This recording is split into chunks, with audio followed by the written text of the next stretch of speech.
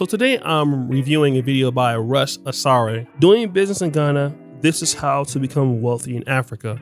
Again, this is an excellent YouTuber. I think that he's probably one of the best that I've heard about relocating and being on the ground. He's a very, very knowledgeable guy. I think he's like a 5 out of 5 stars for the advice he gives. But he's talking about in this particular video, how foreigners are getting richer in Ghana. Okay. And I think that this strategy is really good because he understands what's going on. And I hope that those of us who are from FBA communities, whether we're working in our own community or even in Africa, how are the other groups doing this? So the Lebanese has a lot of different restaurants, malls, and they can easily replicate themselves and kind of like, have multiple branches and franchise it out, because the system that they have is they bring their own people in to oversee the Ghanaian workers, right? Boom. Here's something that people are going to be upset about as Africans or blacks. When we have a serious conversation about the diaspora coming home, it's equality based. Okay. So the diaspora is coming back with their money, and that money is supposed to go back and train people to help them get a leg up in the business. But here's the issue that happens with that. And I'm not trying to look down on anybody, but when the Lebanese come in, or the Indians come in, or the Chinese come in, number one, they know the business or the industry. This is different from you or most African Americans who come in and you don't know what you're going to do yet. You've not even done that business.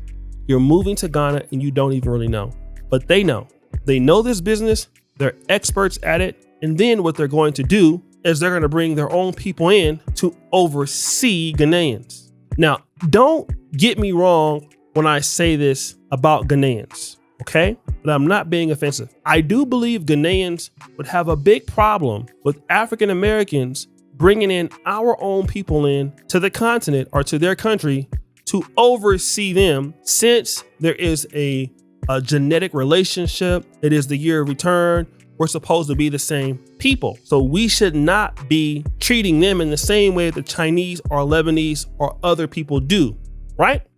But here's the situation, right? This is how he is saying folks are replicating, and they're building the business and they're establishing systems. He himself in this video says he cannot trust Ghanaians to do the business. This is not me saying it. I'm not going to say that because I'm in Uganda and I'm lucky. I got good people. I know there are good people in Africa, but as a person that has been having some experience in business, what he's saying is you can trust somebody to go to this location and this location because somebody from your community that you can trust that will have some accountability can do that. Whereas Ghanaians don't trust each other to do that. And here is probably what needs to happen in any African country. You're going to need to have African Americans plan before they come to an African country. If all of you are going to come and do something, 15 of you, 10 of you, you need to most likely be in the same industry. Okay. You need to be able to understand and train the business. So when you come, you'll be responsible for carrying out the functions, and then you'll be able to scale quicker in the market, something like that. Instead of coming over by yourself and then being put in a situation where you feel like somebody might steal from you. I'm not saying that will happen, but this is something to consider, family. This is not colonizing anybody. You see Ghanaians doing it in America. They bring their own people in. You see Nigerians doing it in America, London. They bring their own people in. It's just how it works, right? There's no racism in that, but this is a suggestion because this is what happens. And then those people who they prove themselves, then okay, then they're also involved in the stuff. But the one thing for sure, when you go back to Africa, they're going to make you prove yourself, family. They're going to make you prove yourself. And the Lebanese had to prove themselves, and the Chinese had to prove themselves. So if we got to prove ourselves, okay, we're going to bring our people in to do it. This is a controversial take, family. Right, so each location has like an overall boss making sure that everything is going according to plan. So each location is as if you only have one business, right? They put their owns there. Why is it that when you hand over a business to a Ghanaian to manage, you get screwed? Why? Not all businesses, but the vast majority, because per my observation, I know people gonna come for me on this, but I'm just telling the truth.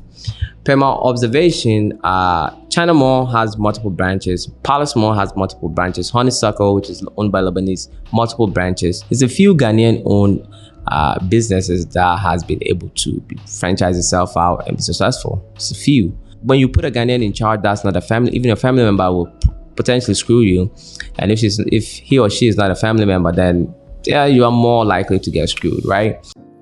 Okay, this is a trusted guy. He said it.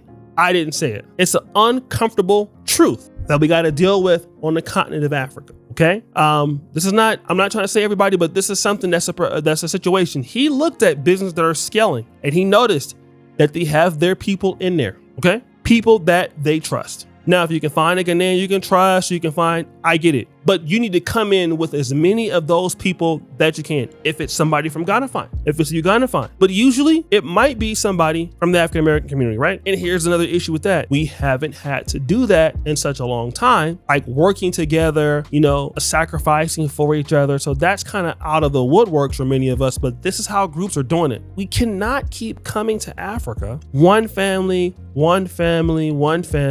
expecting that it's going to be successful in a new country, in a market that you don't know. And then you run out of money and now you're out here land scamming or selling consultations for $500. I literally saw a husband and a wife couple selling a 90-minute consultation, a financial consultation. And from what I understand, the guy was flipping burgers back in the States because they have like so many kids and they're trying to do very well because they're not prepared to be here. They really probably should go back. So now you're on every social media app trying to get somebody to buy a consultation or a course from you that nobody needs because you don't have anything that you can offer into the industry and you can't protect your money. Okay. Now I'm all for brothers and sisters in countries get more development. I'm all for, Africans, rising up and having to do things. But like I said, we got to stop trying to reinvent the wheel to be successful because that's how a lot of these people are being successful. Even the whites, the NGOs. If you look at the NGO guys that come to Africa and get this money, they're coming with their teams. They come with their teams. So a lot of African Americans, #FBA, you guys need to form teams. Even you guys that are from the Ghanaian diaspora in Britain, in America, when you come back, you need to form a diaspora team. I'm telling you, not everybody's gonna be as lucky as me. Not everybody will be as lucky as me, but this is the way forward. It's the only way that you can have accountability the way you want. Because again, you're gonna have workers. I've had people steal from me and things like that. Not very many, but it has happened. And again, this is something that's controversial, but look at what the other groups are doing. The Indians, they do the same thing. So it is a huge problem trying to think bigger and work on something that's more physical, right? You need a system in place, like, relatives, if you're lucky, if you have good relatives, or you find some really trustworthy people, which is really not easy to find down here. It makes it extremely hard, right? Like quality of your work will go down, money will be stolen, and a whole bunch of stuff, right? It's been one of the biggest challenges that I'm personally going through right now with building. Like I said, selling land is easy because all of that comes to me. The workers don't really touch any of the land documents. I handle everything. So selling land is kind of the easiest thing, right? Except maybe you sell land to someone and then, somebody will try to bother them and I have to go fight them off, which is, doesn't happen often. And it's not a big deal. That doesn't affect your business, doesn't give you any headaches. Everything is under control. But when you send somebody to go, for example, paint, right? Since we're in construction, a small space, you don't have to go. Like, I don't have to go there and stand over a painter who's well trained to paint. You would think, with common sense, they will go and paint the place and get it right. But the client will receive something that they are so unhappy with because this person just went and didn't give a crap and just messed it up, right? Just messed it up. Which means that you got to be on the ground watching people. Let me give you an example of what I'm talking about. The other day, we had a meeting with somebody very important, all right? And we were working on some things and we had did, some really good stuff for the person in the past. Huge company, right? Second meeting supposed to happen. The person just doesn't show up. Just doesn't show up. We're there, we're calling. Jonita's there, she's calling. The person refuses to just pick up the phone. Might have cost me like $400 that day to get ghosted. I had to talk to that person's supervisor and say, hey, listen, if this individual is on the project again, unfortunately, we are not working with you ever again. All right? Now, this stuff happens even when you're dealing with international companies. We're not even talking about the local market, okay? The international guys are being trained on the international standard with protocols and stuff. Now, imagine that has been the culture for me. I've seen this from people in the so-called international, let's say international banking world, international world of everything else, behaving like that, right?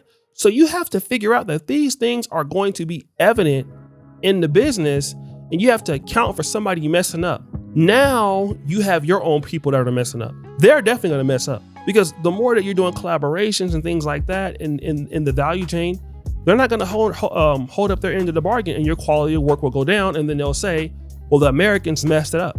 They're going to say that.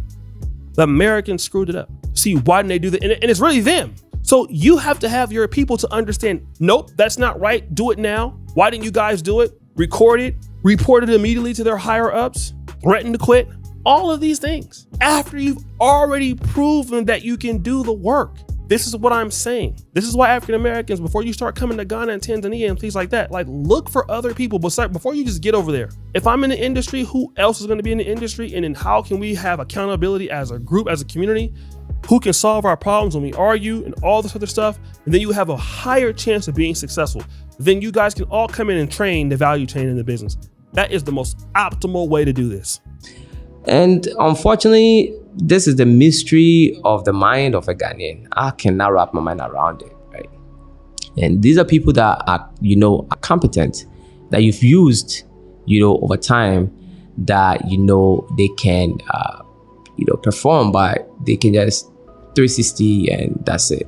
Another thing. Let me also say this on the behalf of African bosses. I don't know this guy. I don't know what he pays people, but I do know there's a tendency of bosses to not pay above the standard. And that's something I can give you a tip. The more willing you are to be able to compensate or incentivize, which I really don't see in Uganda, I would assume it's the same in Ghana. It's like, you should be glad that you have a job, right? And so I'm giving you the standard rate and you should work. I think that also you need to take into account, even if you do have workers and you have the money that you can reinvest in making their life easier, like lunch, if you can give them free transport, if you can give them free drinks, if you can try to make it their life easier and try to basically appreciate them, that could solve a lot of your issues, right? That's something that I have noticed that a lot of bosses do not do. Just paying the standard rate, and then where people are working and they're probably not going to be able to feed themselves or see profit, you're going to get that. But again, if you can try to be more appreciative towards people that are helping you, it does work. You do get a better quality of work more consistently, okay? And you can attract better talent. So that is one criticism. Again, I don't know this guy. I don't know if he does it, but I've seen that less incidents of that can happen if you're doing that. Another thing is, as you scaling, right, you can't go in and buy every single material yourself, right? I can't go in and buy the glasses for the glass installer to install it, right? So I have to, trust some people along the way. And as you go, like we've experienced situations where, we've worked with somebody for a year, and then one day you give that person a significant amount of money for a big project to, like a window guy. We had this experience, and the person would just take the money and you will not see them again, right? And that's a big all on your part. You just don't know when they will put a plug on you on this. So that happened to us in Kenya. We were doing a shoot for the Pan African Dating Show. We were supposed to get some printing. Me and Raymond Kahuma, we sent some money to this guy. It was like only like $80. And it was a guy that did his work for us before. And he just turned his phone off and kept the money. He didn't give it back to us. Happens. It can happen with poor work, poor quality work, like because they didn't get their way. An example would be, let's say, a painter that you used to give money to go buy paint, right? And you find out that this person is kind of, stealing from you a bit and it's adding up. So you decided to be smart and buy your own paint and give it to them, right? That they can pay you back by just doing sloppy work and making you look bad, right? Okay, so they've been kind of stealing from you and doing the paint. So this happens.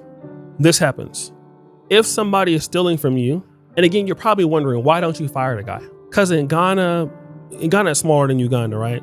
You might not have, like, that guy is better than nothing. You don't know what you're going to get with the next person, right? You can be like, I'm going to fire the guy. You can do that and it get even a worse situation. Here's what I have done in cases. If the person's quality of work is great, and this is not, this is something that people got to learn. If he's stealing and the quality of work is great, if it's a little bit, this is controversial. I probably ignore it. I know, and I'm telling you the honest truth, man. I'm not, it's Africa, right? I know this in the States, you can penalize somebody like that. But the last thing you want to do with big projects is to risk your quality of work, right? Because that person kind of feels like they need you. And if you didn't need them, then you would fire them once they started stealing the paint. You would already fire them. So the fact that you haven't fired them means you need them. So if you need them for now until you can do better, you got to overlook it. You don't have a choice. I know that sounds crazy, but if they're stealing a little bit, I'd rather for them steal a little bit than lose the whole thing for the stuff. I would probably act like it doesn't happen. I know, and I know that's bad. But that's how it may work sometimes here, guys. I'm giving you the God's honest truth. I would probably overlook it. I would just put it into the budget and act like it nothing happened. As long as that person's motivated, and then when I can get somebody to do the job better than him, I would fire them then. But until right now, I'll probably go through with it. And doing this on a large scale, right? When you have like 10 projects ongoing, 7 projects ongoing, multiple sites. You are one person, me and my business partner, or even if it's 3 of you guys, right? There's 7 sites. You're not going to be there all together simultaneously. Things will be ongoing where you're not around, and it becomes a bit quite hectic, honestly. Managing these things, because the average Ghanaian worker will be sleeping.